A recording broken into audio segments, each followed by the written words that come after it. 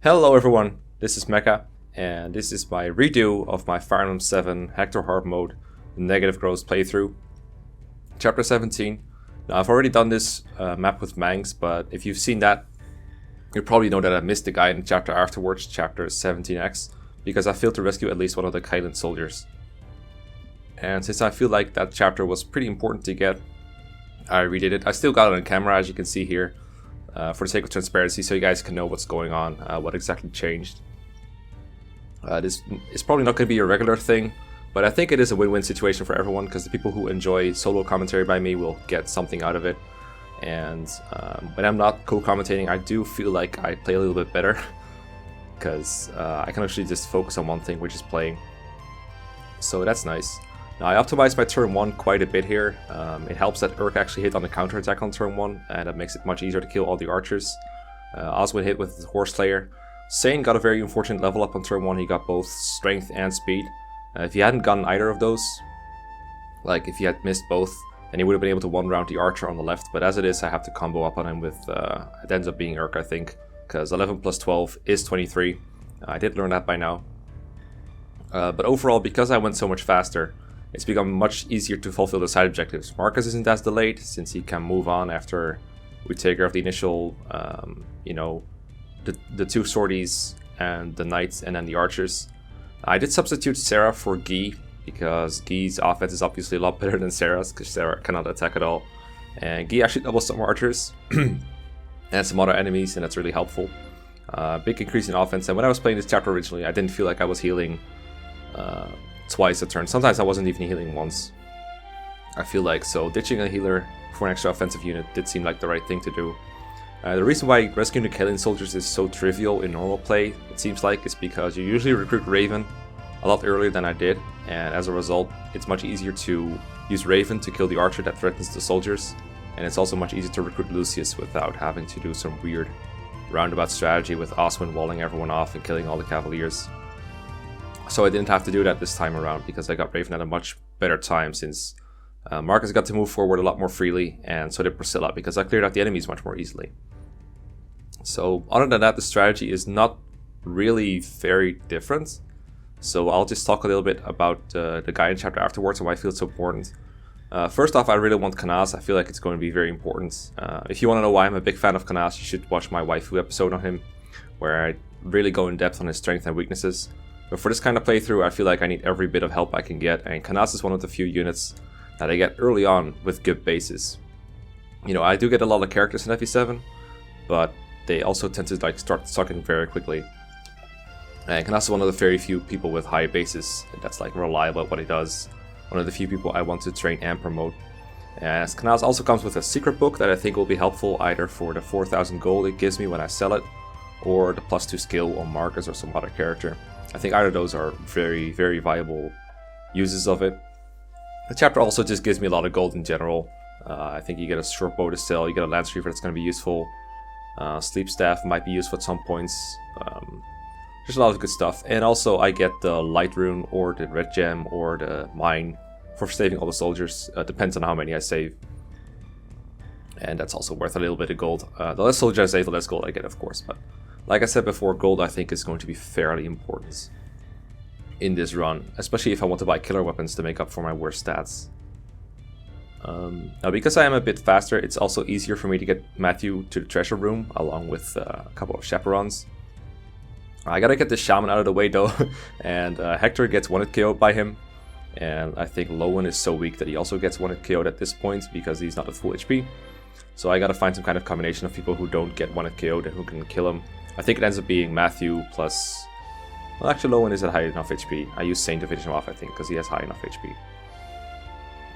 But yeah, tricky chapter. Because right now my combat means are Oswin, who has low movements, Marcus, who has high movement, but he's only one Marcus. And everyone else is kind of garbage. I mean, Guy can double some people, but as you can see, or as you saw earlier, he doesn't even double reliably when he's using the killing edge, so he just needs to use an iron sword, which is fairly weak. But yeah, because Matthew has he's a little bit faster this time to the treasure, since I have more people around to kill this shaman with, I can actually get both the unlock staff and a night crest this time around. Now Marcus here, I could move him towards the treasure and get there before the Thief does, or at least at the same time.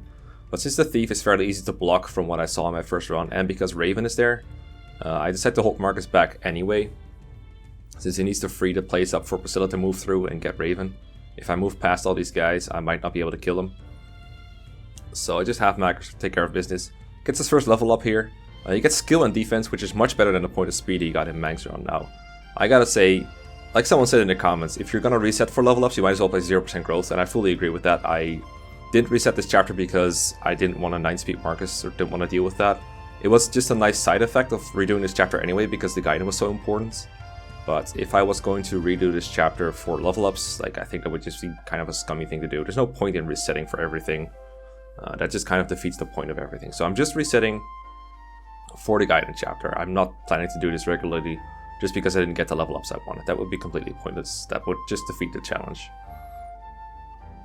And now, like, Raven is like, he's not going to kill Marcus or anything. He has like 14 speed, so he would double Marcus would survive.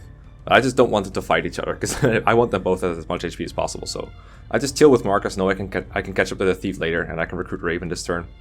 And this is a much better spot to recruit Raven than where I got him previously. I forgot what spot I got him. I think he advanced like one more turn last time, but that one turn makes a big difference. Big difference, not a big difference. Because he can get through to the Archer in time. Now, unfortunately, the Raven I got has 9 strength instead of that 10 I got on the recorded run, so I got punished, I guess. I could have reset until he had 10, I suppose, but again, what is the point of resetting for everything? And also, like, more of a challenge, I guess. Maybe it's like my payment for resetting. View it however you want to view it. So I got Lowen and Saint staying behind again to help with Matthew getting out of there in time. It's not as perilous as last time because I think he got there like at least 1 turn earlier, maybe even 2. So it's not as dangerous for them. Hammer guy is kind of scary. That's why I equipped the hand axe. And I'm ditching the iron axe because I'm never really using this chapter. I don't know why I brought it to begin with. I could have just done with an extra ranged weapon or something. Like I said in the main commentary, the Thief goes for the Silver Sword first and then the Night Crest, and he drops the last item in his inventory when you kill him. The funny thing about the Thief also is, I think I was fairly paranoid about him stealing my items in the original run.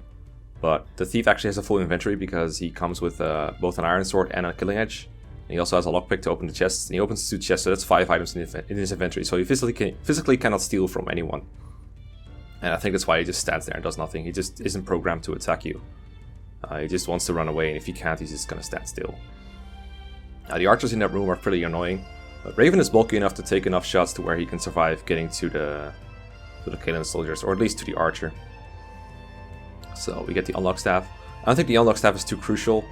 I am okay with getting staff XP, but I have other means to get plenty of it. And I bought plenty of door keys to where I can substitute the unlock staff for door keys if I need to. But it is nice to get it, and worst case, like, it's more gold for me. Gold is always good. I love gold. So yeah, Raven is 1 short of killing. He does double with the steel sword. Pretty impressive unit overall, Raven. I think I said that in the main. I'm still torn on whether to use him, but I like him a lot overall. So here I'm like, how I'm gonna divide my units up. I think I want to plug the chest room or the archer room with Marcus no matter what. If he goes 1 up from where he went, he can counter the javelin knights and get that done early. But if he goes 1 down, he gets to attack the archer on the reinforcement spot, and, you know, maybe I can free it up. The other units are mostly just walking here so they can help, like, plugging a gap, like stopping the Thief from escaping or plugging the reinforcement gap. The archer that Raven weakens, he has 1 HP, but he still decides to kill Kyland soldier as his last act before he's going to get murdered. You would think that Raven would get to him, but actually something funny is about to happen. Merlin's dodges like a champ again. I don't think he'll survive the whole chapter, but, you know, there's that. And yeah, Raven gets murdered by a Kyland soldier. Raven can then rescue a Kyland soldier, and that also makes it a lot easier. Lucius cannot rescue Kyland soldiers because he's too much of a lightweight. In fact, I can't really do anything with Lucius this chapter, unfortunately, even though I would like to for guiding ring XP.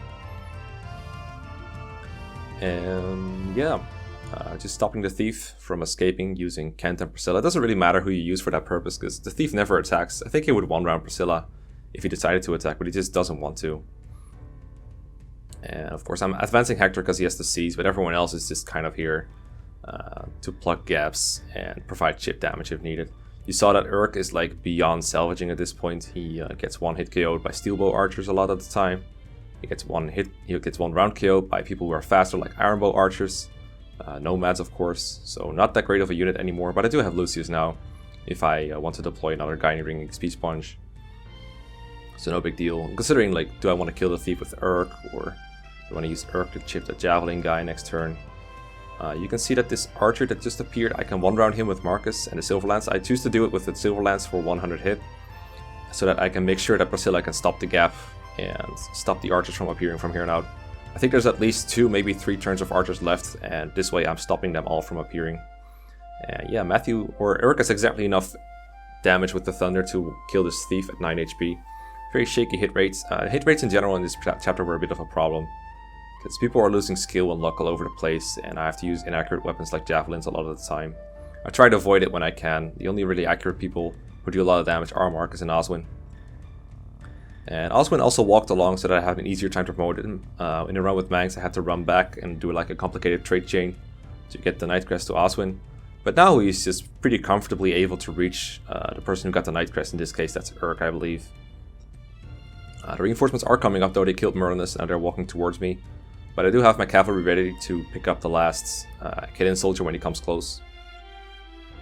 So there's nothing to worry about there. I can just intercept them, because one is dead, one is held by Raven, and one is going to be rescued by a Cavalier. That means that they have no way of getting killed unless I just let them go, which I'm not going to do. I think I could have advanced Marcus quite a bit more this turn and started countering some of the Javelin soldiers in the throne room. Instead he's on the edge of the mage, I think it's Thunder Mage range. So not that great of a position. But at this point I don't really have stress for time. Oswin promotes to General again, broken promotion bonuses. I decided this time I would like him to plug the gap where the lower Cavalier is, to stop the reinforcements from getting to Lucius and Raven and all the Kyland soldiers. But looking at it later, I count squares and the Nomad that's in front actually ends up plugging that gap first, and Oswin can't really beat into it. And if Oswin tries to kill him, probably someone else is going to plug that gap instead of that Nomad, so can't really do it. Can't really get him there in time, but at least I can get Oswin there as like a distraction, and hopefully as long as Raven and Lucius stay out of range, and of course the Cavalier as well, then the enemy Cavaliers will not be able to attack anyone but Oswin. They'll just be forced to stand around. I don't think they move once they're like near a target. They just like to go forward towards the nearest. So Kent took over gap plugging duty from Priscilla, but now I think he's the most accurate candidate for killing this mage right here. At least the one that he doesn't promote using a hero crest, so he's a good candidate, better than Guy. Guy is a detriment, so I try to avoid giving me XP when I can. And now Marcus is free to go into the throne room, and I plug the gap with Matthew because there's no chests left, there's nothing to steal left, so Matthew is fairly useless at this point. I think he's also at like 1 HP, so can't really expect combat contributions from him. Everyone else stays out of range of the Javelin Knights because no reason to have anyone but Marcus fight him. He actually crits both of the Javelin Knights this turn on enemy phase. One of them unnecessarily because he was going to die anyway, but this other one is nice. It's like 1 less fight, I guess, so like 3 less XP. Weakening the boss. Unfortunately, I'm 1 short of killing him with the hammer, and I was trying to devise a plan to kill him with Hector, sort of, but I wasn't like fully committed to it. I was like, first off, in the original run, I killed him with Marcus, so I feel like it's probably right to do so again. Not because it was the best play or anything, but because it's like fair. So otherwise, I'd be kind of like redoing this chapter just to get the XP to someone else. It feels a little bit scummy, but at the same time, it is a full redo, so I don't feel too bad about it if I did manage to defeat to kill someone else. But like I said last time, the only other person who can hurt this boss at all is Hector. Like Ironblade Lowen, for example, you're gonna see he does 0 damage. And he has way too much res for Urk to hurt him. So it's gonna have to be Hector or Marcus. And Hector gets 1 KO by the Steel Axe, even if he's on the pillar. So if Hector wants to fight him, he's gonna have to do it when Bowker is using a Javelin. Or Bowker, I think this is Bernard. Bowker's from last chapter. And Hector also has really shaky hit when he's using the Wolf Beal versus the Steel Axe. He has 49 hit. He gets plus 15 if he's using a Javelin instead. So we definitely want to make him do that. But the way I do it is kind of weird. I put Marcus in his range but with a Javelin, thinking Marcus might not kill on the counter. I think he did 2 times 3 with the Javelin when Bernard is using a Steel Axe. But if he switches to the Javelin, you get plus 1 extra damage. I don't think I factored that in properly. Like, I think I thought of it, I just didn't like factor it in. I guess you could say I did the math wrong. Yes, he had a 2x3 with the steel axe, but of course he does 1 extra damage. And I thought Bernard would heal enough with the throne to make up for it, but he didn't. I still haven't fully memorized what how much HP the throne heals, and as a result, Marcus has a chance of killing Bernard on enemy phase, which means it was kind of pointless to weaken him to begin with. I should have just unequipped Marcus or put like a 1-range weapon, but instead he gets a javelin kill. Please no speed, please no speed, please no speed. He gets strength, which is like still bad, but it's not speed. I'm happy to preserve my 10 speed. Again, I didn't reset just because I didn't want to deal with the -1 speed. If I did, I would be resetting a lot more in this playthrough, trust me. And it would just be 0% growth, basically. Yeah, 15 turns, killed the boss with Marcus, but we got -2 skill and -1 strength in this chapter. I think those were the most significant things. He might have lost a point of defense as well. Yeah, I think he did. So kind of bad, but I'll deal with it. So we got the Gaiden, we got the Light Rune, because we got 2 soldiers. And that's chapter 17. Tune in next time for 17X. Bye.